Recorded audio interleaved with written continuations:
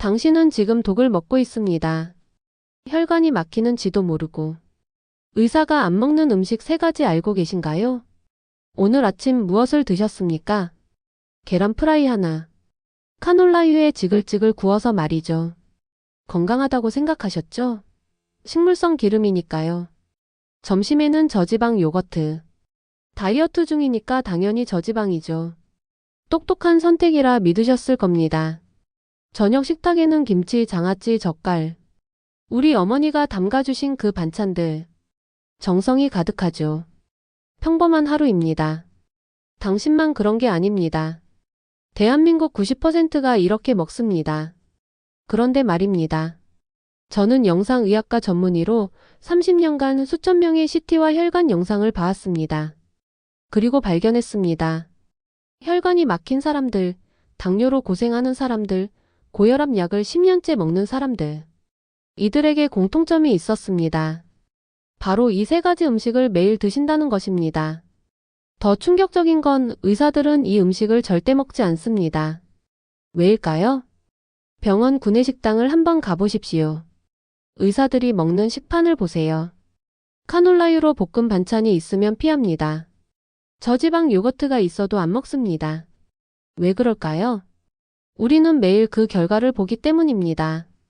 CT 촬영실에서, MRI실에서, 응급실에서. 혈관이 막혀 쓰러진 환자, 당뇨 합병증으로 발을 자르는 환자, 신부전으로 투석받는 환자들을 말입니다. 그리고 그들의 식습관을 물어보면 항상 나옵니다. 이 3가지가 말이죠. 여러분 정말 궁금하지 않으십니까? 도대체 이 3가지가 뭐길래 의사들이 피하는 걸까요? 지금부터 말씀드릴 내용은 충격적일 수 있습니다. 하지만 사실입니다. 30년간 환자들을 보며 확인한 의학적 진실입니다. 첫 번째 음식. 당신은 매일 이것으로 요리합니다. 식물성이라 건강하다고 믿으면서 말이죠. 두 번째 음식. 당신은 이것을 건강식품이라 생각합니다. 저지방이니까요. 하지만 그 안에 든 진짜 독을 모릅니다. 세 번째 음식. 당신의 어머니가, 할머니가 평생 해주신 그 음식입니다. 사랑이 담긴 음식이지만 당신의 혈관을 조금씩 죽이고 있습니다. 이 3가지가 궁금하시다면 지금 좋아요를 눌러주세요. 그리고 구독 버튼을 눌러주세요. 댓글로 여러분의 식습관도 공유해주세요. 왜냐하면 이 정보는 당신의 생명을 구할 수 있으니까요. 자, 그럼 시작하겠습니다. 첫 번째 음식은 바로 카놀라유입니다. 포도씨유, 해바라기유도 마찬가지입니다. 네? 식물성 기름인데요. 맞습니다. 식물성입니다. 하지만 식물성이라고 다 건강한 건 아닙니다. 제가 설명해 드리겠습니다. 여러분이 이해하실 수 있도록 쉽게 말이죠. 카놀라유를 프라이팬에 두릅니다. 불을 켭니다. 온도가 올라갑니다. 180도, 200도, 220도. 연기가 납니다. 바로 그 순간입니다. 기름이 산화됩니다. 쉽게 말해서 썩는 겁니다. 산화된 기름은 어디로 갈까요? 당신의 입으로 들어갑니다. 위를 진화장으로 갑니다. 혈관으로 흡수됩니다. 그리고 혈관을 돌아다닙니다. LDL 콜레스테롤과 만납니다. 그 순간 LDL이 끈적끈적해집니다. 혈관벽에 달라붙습니다. 이게 바로 동맥경화의 시작입니다. 실제 환자분을 한 분 소개하겠습니다. 이름은 박철수 63세입니다. 박철수 씨는 건강에 관심이 많았습니다. 담배도 안 피우고 술도 거의 안 마셨습니다. 매일 산책도 했죠. 그런데 건강검진에서 문제가 발견됐습니다. 관상동맥이 70% 막혀 있었습니다. 제가 물었습니다. 평소에 뭘 드세요? 박철수 씨가 말했습니다. 건강하게 먹어요. 특히 기름은 식물성만 써요. 올리브유는 비싸서 포도씨유 쓰는데 식물성이니까 괜찮잖아요? 바로 그거였습니다. 매일 아침 포도씨유로 계란을 볶았습니다. 점심 반찬도 포도씨유로 볶았습니다. 10년을 그렇게 먹었습니다. 그 결과가 막힌 혈관이었습니다.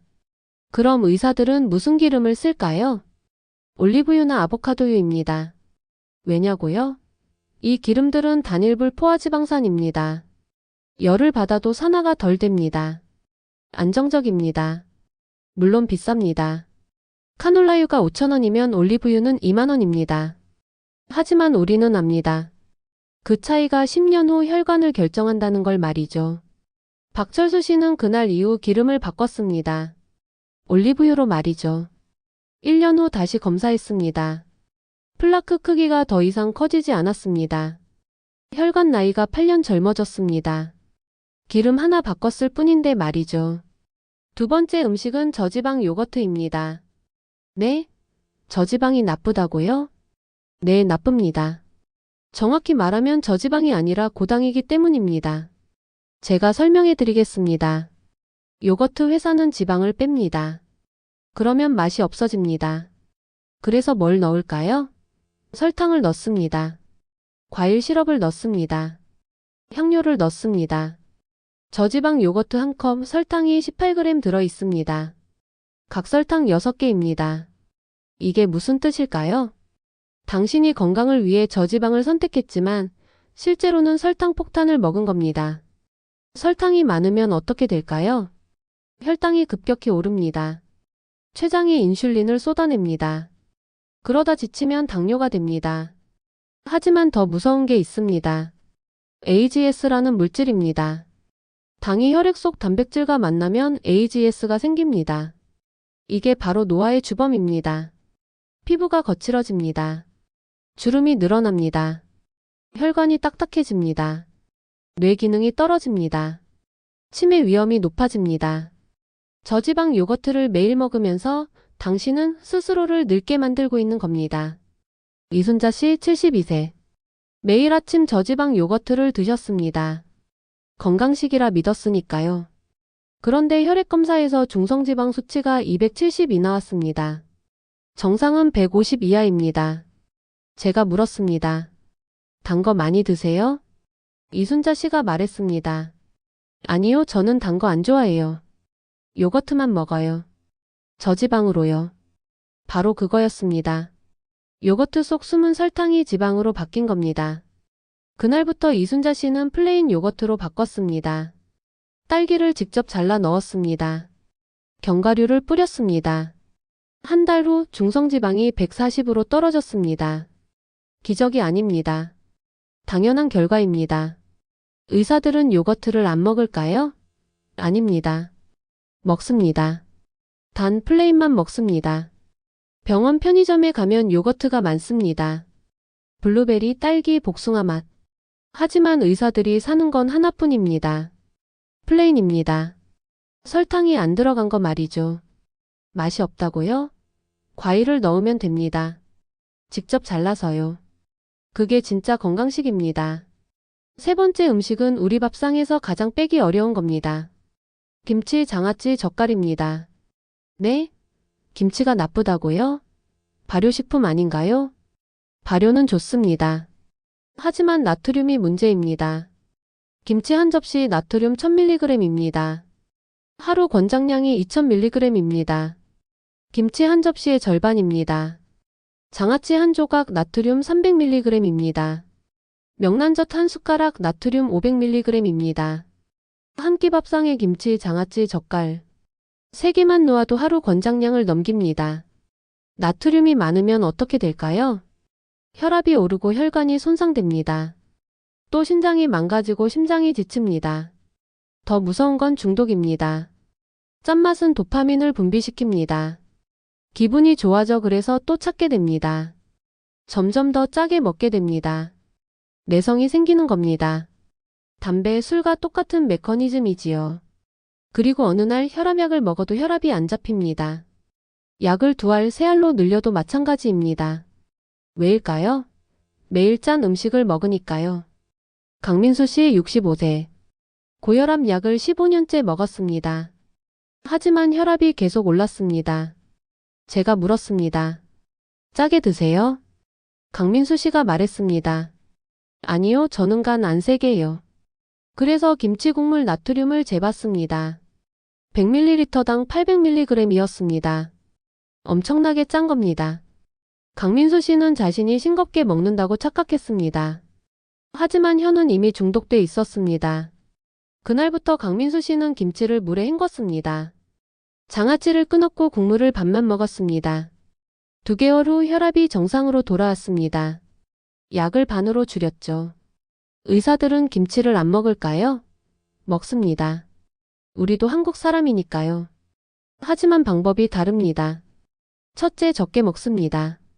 한 접시가 아니라 한 조각입니다. 둘째, 국물은 절대 안 먹습니다. 나트륨의 70%가 국물에 있으니까요. 이렇게 먹으면 김치의 좋은 점은 살리고 나트륨은 줄일 수 있습니다. 여러분 궁금하지 않으십니까? 왜 병원은 이런 걸 안 알려줄까요? 간단합니다. 시간이 없습니다. 한 환자당 진료 시간은 5분입니다.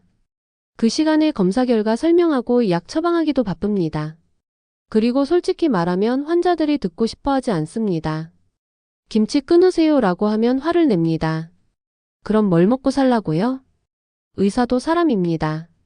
환자한테 미움받고 싶지 않아요. 하지만 약은 증상만 누를 뿐입니다. 원인은 그대로입니다.